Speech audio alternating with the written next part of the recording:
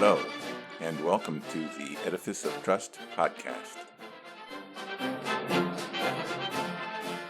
The Edifice of Trust podcast is a thoughtful discussion of today's current events from the perspective of America's founding principles. Hello, everyone.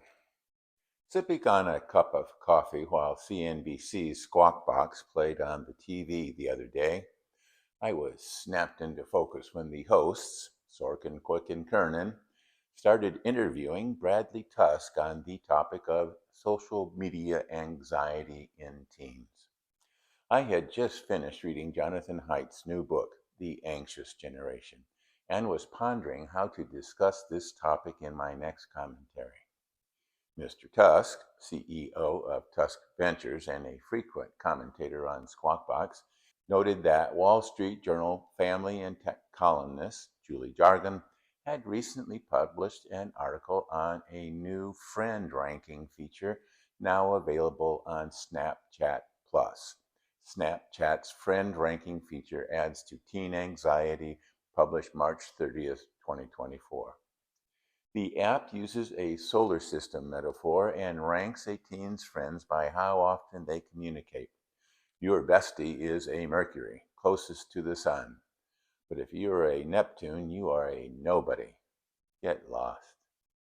The app is designed to lure teens into using Snapchat even more, similar to the promotion of Snap Streaks that encourage kids to do nothing but use the app, even if the streak continues late into the night. The new feature is already wreaking havoc among teens, prompting Squawk Box host Becky Quick, mother of a teen, to uncharacteristically call out Snap CEO Evan Spiegel, saying, quote, "Serious, Evan Spiegel, if you're listening, you're a jerk. Stop it," unquote. Mr. Tusk noted during the discussion that young people in America are very unhappy and that 30% of teenage girls have considered suicide, and that a Harvard study found that 61% of teens have low self-esteem, laying the blame squarely on social media. Jonathan Haidt, a NYU professor of social psychology, provided much greater detail in his book, The Anxious Generation. Further, Dr. Haidt noted that there had been a great upsurge in teen anxiety and depression since the introduction of the smartphone around 2010. He calls this upsurge in anxiety, depression, and suicide the great rewiring of childhood. Before the smartphone, access to the internet was usually from a family computer located in a public area in the house. Some kids may have had access to laptops or iPads back then, but those were usually linked to a Wi-Fi network at home or school. The smartphone liberated kids from this public linkage. Unlike other cell phones that were limited to talk and text, the smartphone opened up the entire internet to the kids. Portability allowed access anywhere a kid might go, at school, at home, in the bedroom, wherever, and whenever, during school lunches, after school, late at night. Always on a screen, ignoring the person next to them. Dr. Haidt attributes the rising psychological problems of our youth to 4 factors: social deprivation, sleep deprivation, attention fragmentation, and addiction. Each of these factors are made exponentially worse by smartphones. When you and I grew up, way before smartphones, we would go outside and play with our friends. Dr. Haidt calls this play-based childhood. But this play-based childhood has been replaced by a phone-based childhood. But like puppies and kittens, play is an essential element in how young animals become adult animals.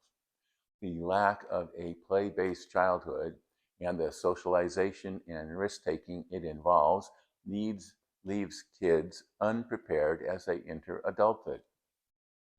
You have to keep in mind that your teenager, along with you and the rest of your family, are not the customers of Snap, Facebook, or TikTok. You're the product. The, the customers of these platforms are the advertisers willing to pay them billions of dollars to get access to you. The dairy farmer is not that interested in the cows, only the milk. That is his product. But a smart dairy farmer realizes that he needs healthy, contented cows to assure the continued production of milk. Social media platforms also do not care about its product producers, your teens, but assuredly does not want them healthy and contented. The platforms want their producers to be needy and addicted. This addicted screen scanning is exactly what the advertisers are eager to pay for. But this is not good for the producers, your teens, and it is not good for the nation. Anxious, depressed people do not make good citizens. They are not productive. They don't drive economic growth. There are a number of attempts to ameliorate this situation. The Kids Online Safety Act, KOSA, attempts to address these issues, but has languished in Congress for 2 years. Platforms have the resources. Meta Platforms' market cap is $1.35 trillion, to lobby against any attempt to limit their power. Dr. Haidt has 4 recommendations to help our kids. No smartphone before high school. No social media before 16. Phone-free schools. And more unsupervised play and childhood independence. Parents can implement these reforms themselves, but it would tend to isolate their kids if other parents did not also join in these reforms. So he recommends forming parents groups to create a community of people supporting the psychological health of our children. We cannot entrust our kids' health and well-being to the benevolence of politicians or tech giants. So we will just have to do it ourselves. Ponder that while you watch a brief message. In The Anxious Generation, social psychologist Jonathan Haidt lays out the facts about the epidemic of teen mental illness that hit many countries at the same time. He then investigates the nature of childhood, including why children need play and independent exploration to mature into competent, thriving adults. Welcome back.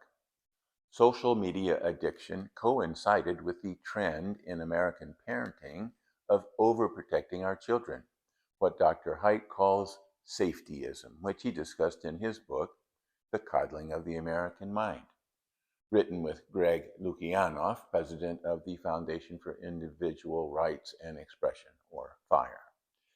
Even though crimes and violence against children had been declining for decades, the result has been the overprotection of children in the real world, where they need the experiences in order to become well-adjusted adults, and a lack of protection in the virtual world, which has become the playground of adult perverts that inhabit these platforms. As Dr. Haidt said, quote, "We decided the real world was so full of dangers that children should not be allowed to explore it without adult supervision, even though the risks to children from crime, violence, drunk drivers, and most other sources have dropped steeply since the 1990s. At the same time, it seemed like too much of a bother to design and require age-appropriate guardrails for kids online. So we left children free to wander through the wild west of the virtual world, where threats to children abounded." Unquote. Many of the beliefs of our young people that result from the psychological pathologies of social media addiction mirror the pathologies of the progressive woke ideology. Of course, young people tend toward leftism until their frontal lobes develop and they actually have to earn a living, pay taxes, and raise a family. Woke ideology, for the lack of a better name, is not a philosophy or ideology in the normal sense, but rather an amalgam of various schools of thought that have little in common other than a visceral hatred of Western civilization and free market capitalism. It began with the postmodern rejection of Western civilization based on objective truth and the scientific method, as propounded by the pedophile philosopher Michel Foucault, which joined with the convoluted legal concepts of critical theory and critical race theory, both offshoots of Marxism, attempting to explain the failures of communism and socialism across the globe. Add in identity politics, welfare dependency, and broken families, and you have woke ideology.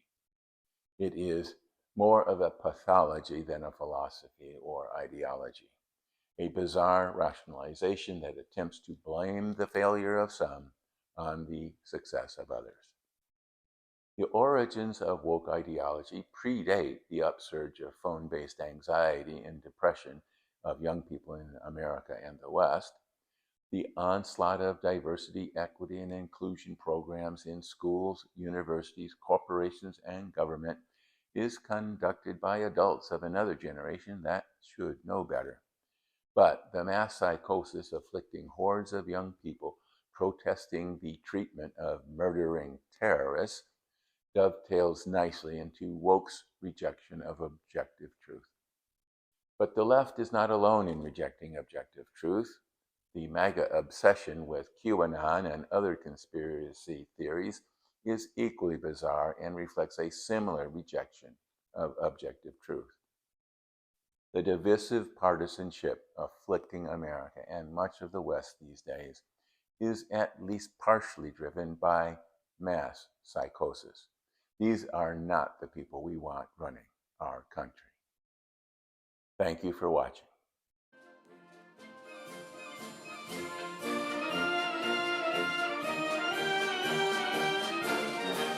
Links to source material used in preparing this podcast can be found on my website, www.edificeoftrust.com.